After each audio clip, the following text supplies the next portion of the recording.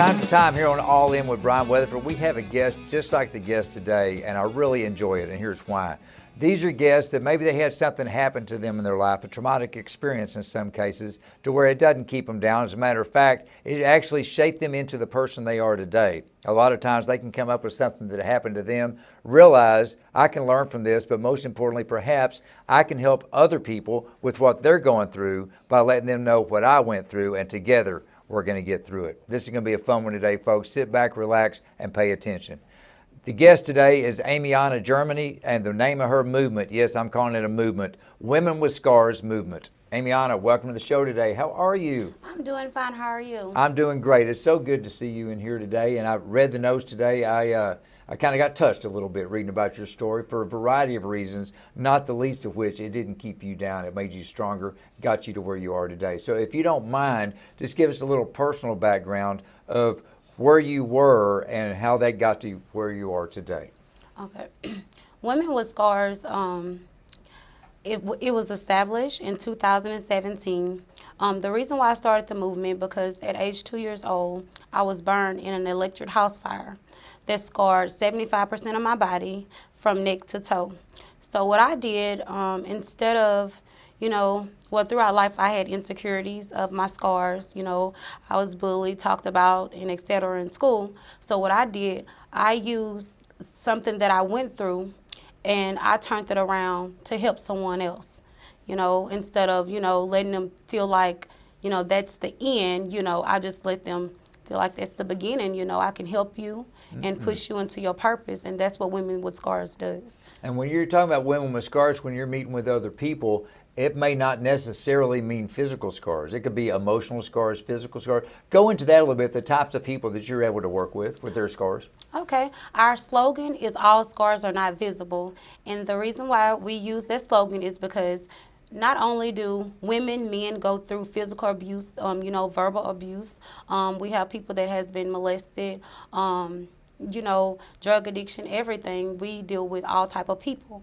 So once we do that, we use them, and they come up. We have conferences. We have had 5 conferences so far, and our next conference is in January, which will be a domestic abuse conference. And the women will get up.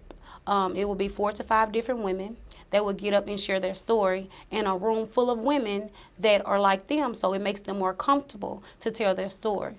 I was going to ask you that very question. You've already answered it, but I'm going to rephrase it here.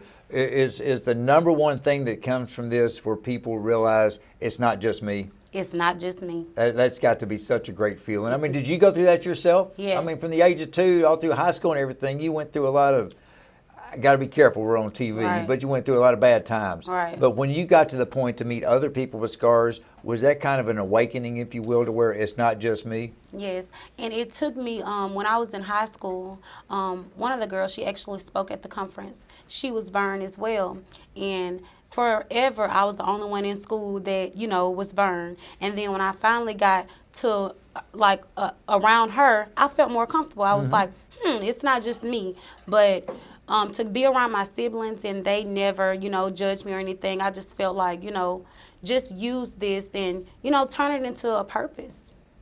Turn it into a purpose. And that's what I did. Instead of, hide my scars, I started embracing them and let people know, you are not alone. We all are here. We are all winners. And, together we can conquer. We can conquer the world. I think I've already answered this question just by looking at the passion in your eyes and hearing the passion in your voice. But how has your life changed since you started this movement? My life has changed tremendously. I have seen people grow from the conferences. I had a woman, she had battled church hurt. And she got up and she spoke about it. And when she spoke about it, it was like a day, maybe 2 later, she was like, do you know that shaking that I told you that I had before? She was like, after I spoke about it, she said, do you know I'm here at the bank writing a check and I'm not shaking. It makes you feel, it makes you overcome what you have been through once you let it out. You can talk on the phone to people about this. You can talk to friends, but once you get in a room full of people that are like you, it makes you feel so much better. And there's got to be hundreds of stories like that since you started the movement. Everybody that's been to these conferences has gone through that. Yes. All right, I got to ask you something. We got this purple shirt laying here on the table. It's bugging me. What the heck is that all about? Can we see it? Yes. Okay. Okay, we have here our business shirts, Women with Scars. Okay. And it is on our website. You can, go to our website and purchase. We also have, our mission and envision there as well. And I also have a inspirational lipstick line. Nice. And the reason why I started this inspirational lipstick line is because, everybody don't wake up on the right side of the bed. No. Preach. So when you putting on your lipstick, you got something to inspire you, encourage you.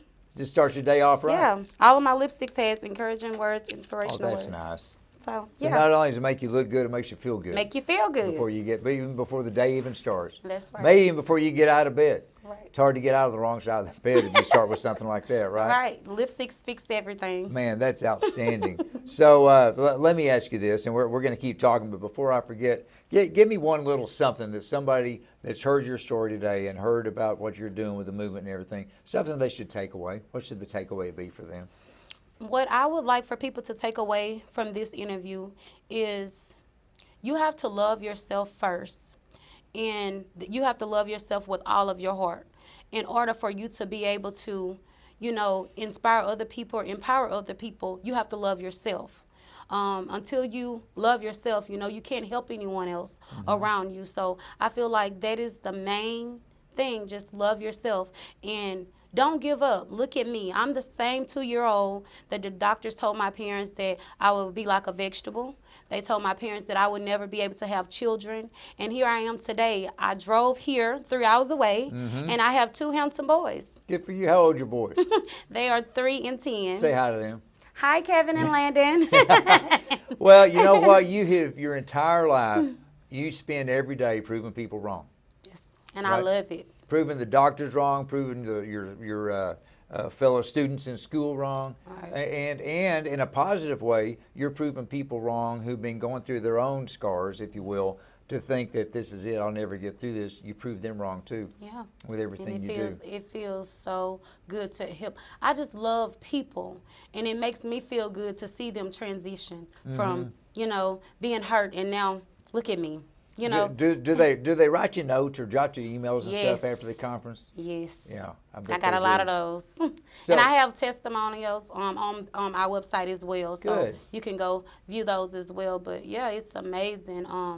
And I just pray that, it just continues to grow like it's been growing.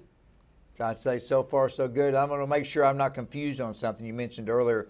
Are men involved in this too? Yes. That's important to get out there. Yes, men are involved as well. I am going to have a conference really soon, men with scars, because men go through things as well. Yes. So, yeah. We do go through things. Right. and tell me that phrase again about scars, how they're not all what? All scars are not visible. I mean, nobody could say it better. You've got your emotional scars, you got your physical scars, and sometimes those are the worst because you look at somebody and you don't have a clue there's something going on. I mean, obviously there's a burn scar and you see it, there's something there. Right. But somebody with an emotional scar or a bad experience that happened to them, it's in their head and you can't see through their head. That's what I'm saying. That's another thing. Verbal abuse, like I always say, to me is worse because that's always in your head, like you just said. That's always there. You can get over somebody punching you. You can forgive them. But if somebody say something about your mama or something. Well, that voice is always up there. It's there. It's always in there. But you know what, folks? 2 things real quick. My takeaways today, first of all, it's not just you. Right? And second of all, you can get through it. And a great way to get through it is to hang out with people that we all have scars. So we all get together and share our stories. We listen to Amiana and her stories and the great movements she started. You're going to get through it. We're all going to get through it. Thank you for coming on today. Appreciate it. You're so welcome. Folks, thank you as well today. Go take care of people with scars and take care of yourself first. Remember that. See you.